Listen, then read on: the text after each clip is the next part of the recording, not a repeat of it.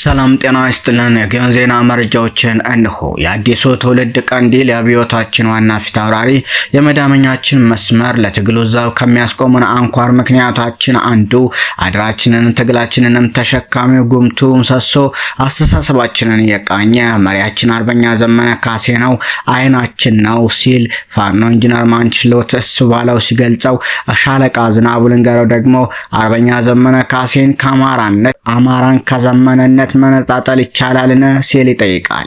ይህ በእንዲህ እንዳለ አርበኛ ዘመነ ካሴ እህቴ በተረኛ መንጋ እየተደፈረች ወገኔ እየተጨፈጨፈ ዘሜ ፋኖ አታስልጥን አትበለኝ እስከ መጨረሻው ህቅታ ያሰለጥናለሁ ሲል ከዓመታት በፊት ገልጾ ነበር። አርበኛ ዘመነ ካሴ የእህቱ የእናቱ የማንነት መጠቃት ለትግሉ ምክንያት መሆኑንም አበክሮ ተናግሮ ነበር። ያለው አልቀረምና በአብይ አህመድ መንግስታዊ ድጋፍ ከዩኒቨርሲቲ ታግታ ተወስዳ ግፎች ሁሉ የተፈጸሙባት ብርቱካን እውነቱን በኢቢኤስ ሚዲያ በኩል ቀርባ በይፋ በማድረጓ አገዛዙ ተሸብሮ የሚይዘው የሚጨብጠው አጥቶ የውሸት ዶክመንታሪ ሰርቶ ለማድበስበስ ቢሞክርም የዶክመንታሪው ታሪክ ተዛማጅነት ፍጹም የማይመስል በመሆኑ እንዳሰቡት ሳይሳካላቸው ቀርቷል።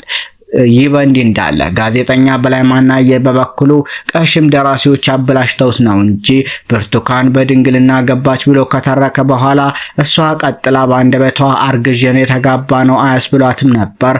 ቀሽም ደራሲዎች አበላሽተውት ነው እንጂ ኢቢኤስ በጽንፈኛው ልራማ ተመረጠች ካሉ በኋላ መልሰው ደግሞ ከጽንፈኞች መካከል ድምጻቸው ነው ተብሎ ያወሩት እነማዛ ኢቢኤስ እና መንግስት አብረው ነው የሚሰሩት የሚለውን ንግግር መቁረጥ ነበረባቸው።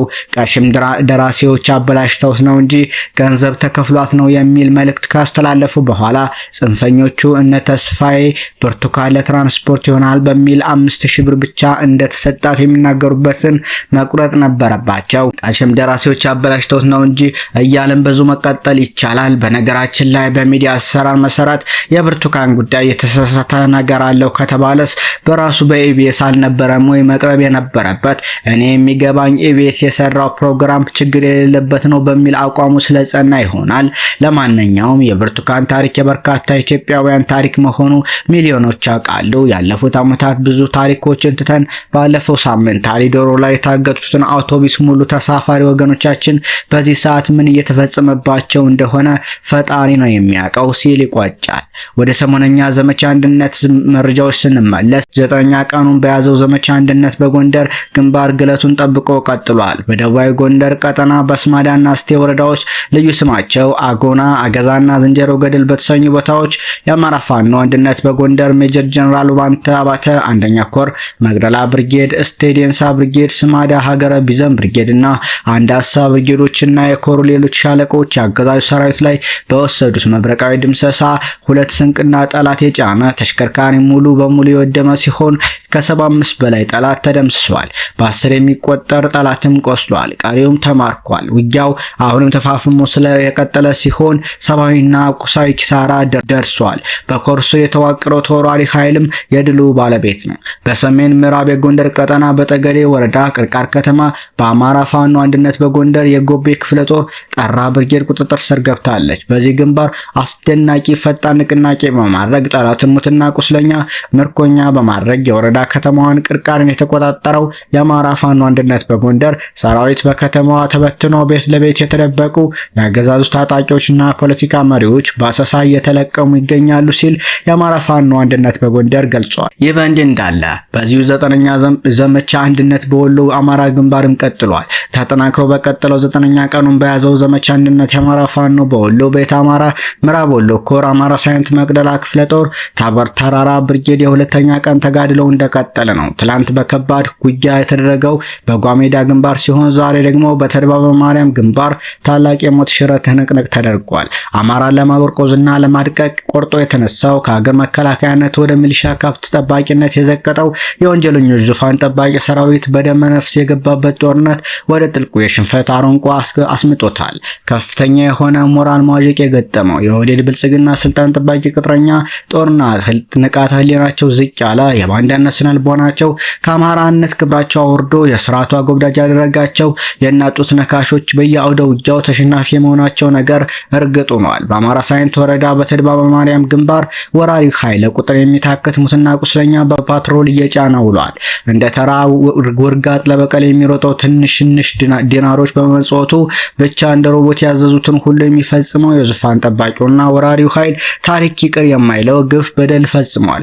በተድባበ ማርያም ተሮ ሜዳ የሚባለውን አካባቢ አውድሞታል። 17 ንጹሃን ቤቶችን በቃጥሎ አውድሟል። የቅዱስ ቤተክርስቲያን ጠላት የሆነው ወራሪ ኃይል የተሮ ሜዳ ቅዱስ ሚካኤል ቤተክርስቲያን ጉልላቱን በከባድ መሳሪያ ማጥቶታል። የቤተክርስቲያኑ ዕቃ ቤትም ሙሉ በሙሉ ወድሟል።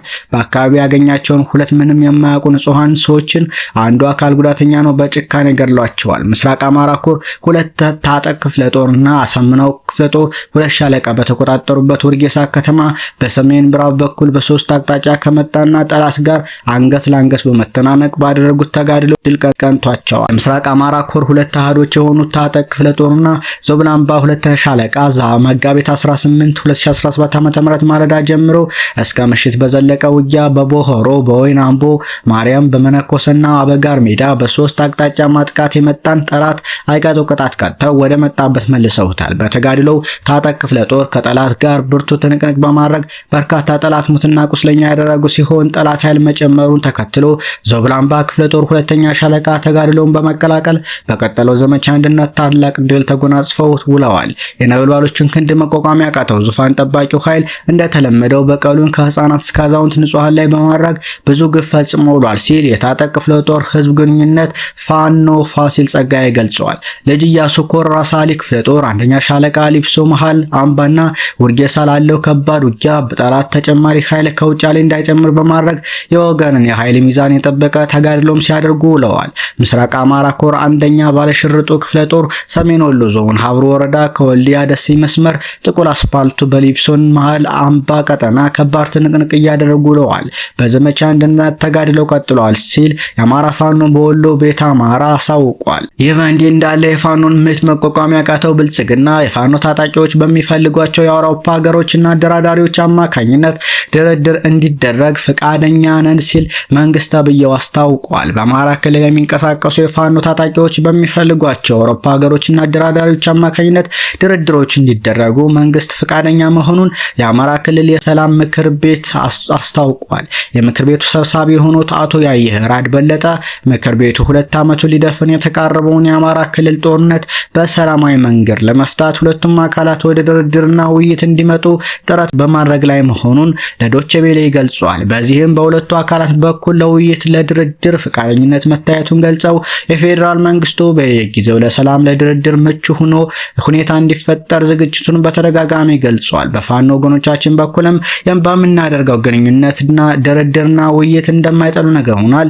አንደኛው ሌላኛውን ያለማመን አዝማሚያ ለውይይት የሚደረገውን ጥረት አስቸጋሪ እንዳደረገው ጠቅሰው አለመተማመኑን ለማስወገድ የፋኖ ታጣቂዎች በሚፈልጓቸው የአውሮፓ ሀገሮችና አደራዳሪዎች አማካኝነት ድርድሮች እንዲደረጉ መንግስት ፈቃደኛነት ማሳየቱንም ጠቁመዋል። ይህን አስመልክቶ ከአብዛኛው የፋኖ ታጣቂዎች ጋር ውይይቶችን እንዳደረጉ የገለጹት አቶ ያየህራድ ከፋኖ አመራሮች ምላሽ በመጠበቅ ላይ መሆናቸውን አመላክተዋል። የአማራ ክልል የሰላም ምክር ቤት በክልሉ በሚንቀሳቀሱ የፋኖ ታጣቂዎችና በመንግስት መካከል እየተካሄደ የሚገኘውን ጦርነት በውይይትና በድርድር ለማቋጨት የአመቻችነት ሚናውን እንዲወጣ ሰኔ 18 ቀን 2016 ዓ.ም መመስረቱ የሚታወስ ነው። ሰሞነኛ መረጃዎች እነኚህን ይመስሉ ነበር።